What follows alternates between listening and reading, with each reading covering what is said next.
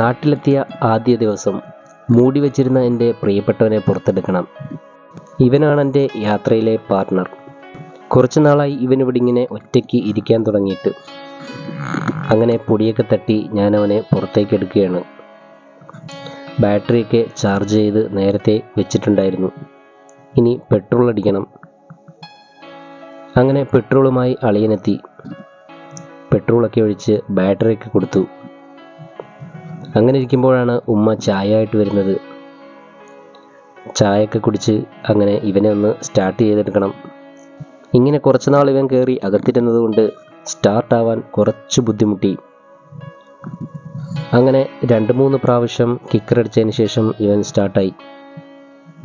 ഇനി കുറച്ച് നാൾ ഇവൻ്റെ കൂടെയാണ് ഇനി എൻ്റെ യാത്ര. വീഡിയോ ഇഷ്ടപ്പെട്ട ഫോളോ ചെയ്യാൻ മറക്കല്ലേ.